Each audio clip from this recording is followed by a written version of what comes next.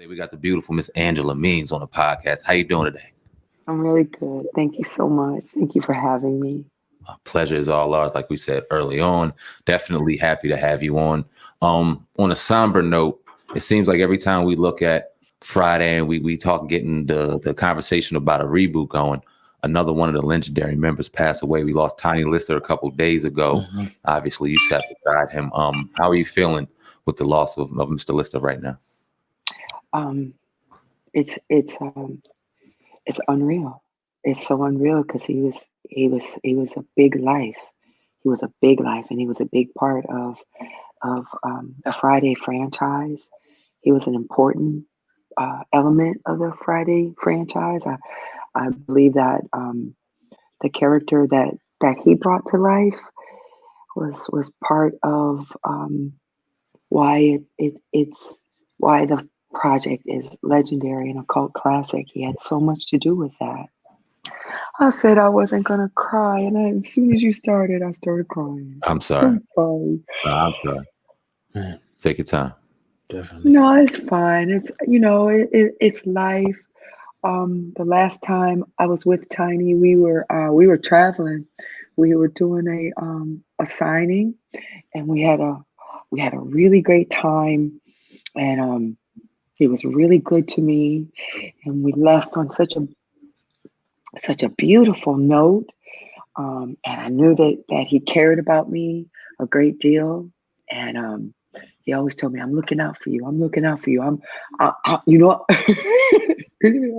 He mentioned Cube's name like every 5 words. It was, me and Cube be talking. You know, me and Cube be talking, and you my girl. So, when I do something, you do something. And Michael Tiny, I'm not really an actor any longer. I'm a chef, and I heal people. And I begged him to come and see me. I, I'm, I'm trained to see certain things in people. I can see it in your eyes. I can see it in your symptoms. Symptoms are a good thing.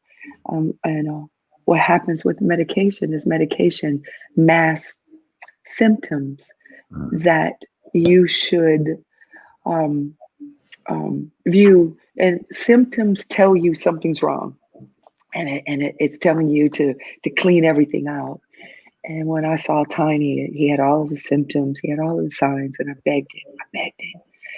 And it's so funny. The night I was called and told about it, I made this rant video that I'm glad I didn't post.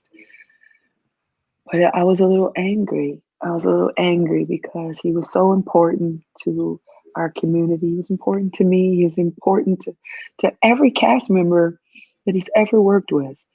Um, Everyone had such a love for him, and he had so much more to offer. And the fact that I couldn't get through to him, and I've helped so many people, and I couldn't help someone that was so important, and it was devastating. And I was angry that night. I was so angry because we don't have to die. And of those all disease comes from the end of your fork. And when you change your diet, you change your life. If if we can all hold Dr. Sabi in higher regards, and if we all just listen to him, and particularly people of color, particularly people with melanin, you have to listen to Dr. Sabi. Nick Cannon has the documentary coming. He picked up where Nip left off on that documentary. But if we are to survive, we have to change our diet. And once we do, we'll survive as a group, and things will become much clearer. 2020, the year 2020 was about vision and about seeing things, and we see that we have to heal. I know you guys have been hearing that word left and right: heal, heal, heal. And 2020 allowed us to see that. So hopefully 2021 Um, Jackfruit Cafe, that's the name of my company, Jackfruit Cafe. And we've done so many good things. I can't make claims. I don't want them coming after me, but I can tell you a lot of people are not sick because of the work that we do. Me in particular. I'm a farm girl, Mhm. and I just went back to my roots when my son went to school at the University of Miami, and he's actually the all-time leading passer at the U. He quarterbacked from Yeah. his freshman year through his junior year, and when he went to school, my body started getting I won't say disease, dis-ease. And I had all the symptoms, I had all of the things, and I knew I couldn't do this kid like this. He was on the other side of the country. I'm his only mom. We're close, and I couldn't get sick while he was doing his thing. So I just went back to my roots of fruits and vegetables, Hmm. and it's like a miracle. Fruits and vegetables are like a miracle, but it's what God gave us. It's the reason they're sweet because it's like God's candy. And when you eat fruit, you gorge on fruits and smoothies in the morning, your day is just can't nothing phase you. Can't nothing phase you. When you get to a certain point, nothing will phase you. And you'll clean your body out. You know, if that studio you're sitting in, if no one ever cleaned the outside inside of it, they only clean the outside. You never clean the inside. It's gonna be a hot ass mess up in there. Yeah. And then somebody's gonna come, some savage is going to come and say, all that stuff in there, all that mold. Oh, you got cancer all in here. Oh, look, all this bacteria. We're going to shoot it with some fire. You're like, wait a minute, you're gonna burn the studio up. No, no, no, we know what we're doing. We know what we're doing. We do this all the time. So they shoot it with the radiation fire and they burn your shit up. And then they say, you burnt my studio up. Fuck y'all, y'all burnt my studio up. No, no, no, no, no. That was the cancer that was in there that burnt your studio up. So we're sorry. No, move on to the next studio to burn up. Right. So if we just go back to what God gave us, berries and melon. And I just kept telling Tiny, okay, don't come see me, but just gorge on melons. If you're sick, gorge on melons. People say, oh, the sugar. It's completely different than processed sugar. Yeah. Processed sugar is no good. Natural sugar is your energy. God Mhm. made it sweet so you would eat it. God didn't make mistakes. And when people tell you fruit is bad, there's too much sugar, Mhm. that's coming from mainstream. That's coming from mainstream. I'm living proof that berries will cure you. Melons will cure you, And I, heal you, heal yeah. you. Yeah, If I'm making claims, I can get in trouble for it. that's great information. Definitely resonating. With both of us sitting here. I want you to go in a little more, if you can, for our audience. Who was Mr. Lister? What type of man was he? Because we often just see him, as the bully or the big imposing man. But who was he? Like, what was his demeanor like? What was it like being around Mr. Lister? See me smiling at them just thinking about being in this company. I would go And off. I remember the first time I met him, and he was the heavy. He was the bad guy. But when I first met him, my heart was just like, oh my God, he's so sweet. He was so sweet. He was just like this big, he was just, I'm a big girl, so whenever he gave me a hug, it was cozy, it was comfy. He gave the best hugs. He had the warmest smile and the warmest demeanor. He was a great actor because all that shit he used to do was an act. And he was a great actor, but he was a warm, caring individual. Whenever we saw one another, his thing was, how's the family? How's your son?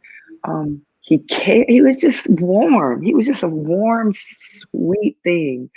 Um, I the first time we really kind of interacted, I was MC at a very famous comedy club where a lot of the Black comedians started in Atlanta called the Comedy Theater.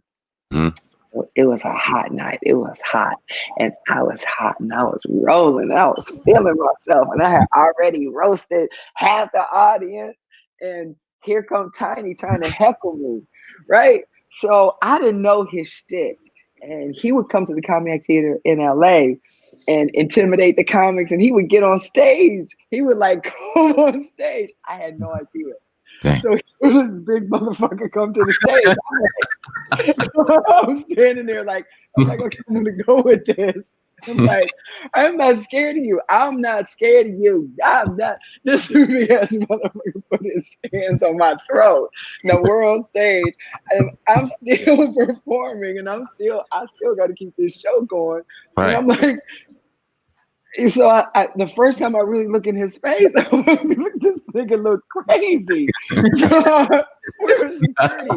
Because I'm like, is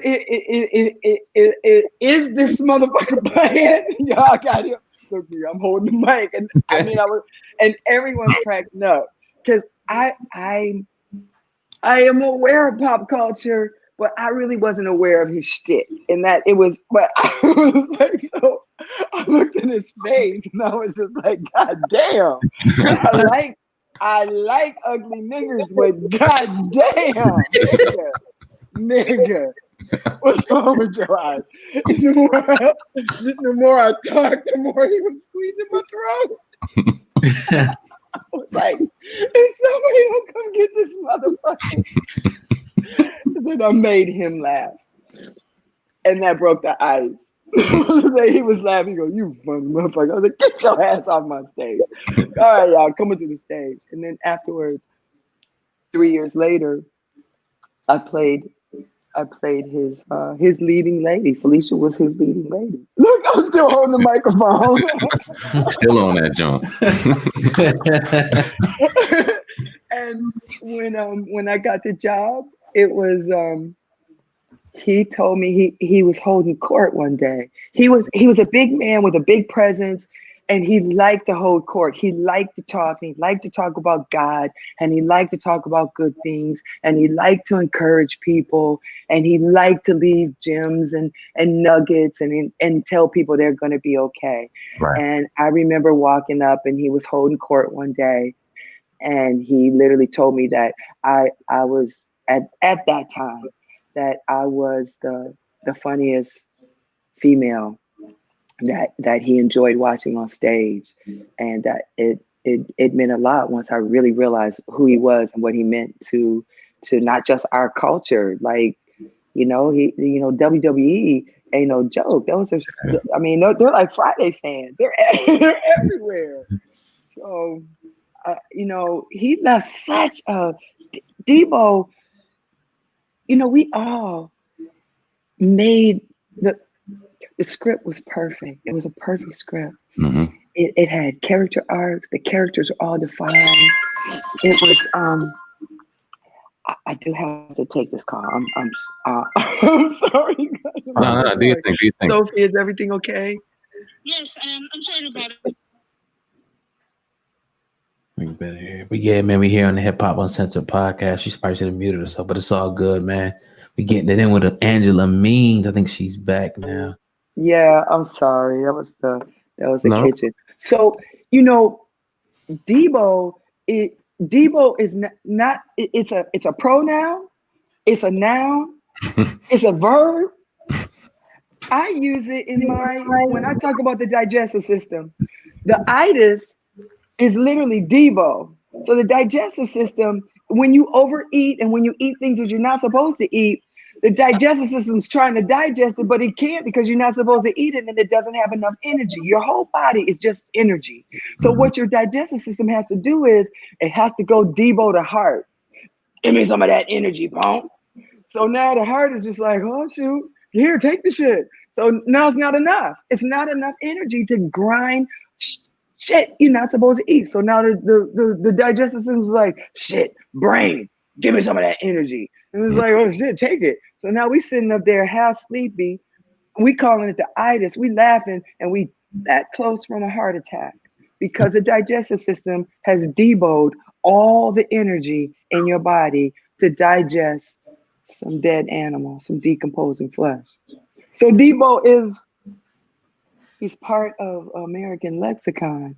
And it was because of how Tiny Lister portrayed him. I don't think anybody else could have done that. Like being heavy was something that he really, really enjoyed. He set out to.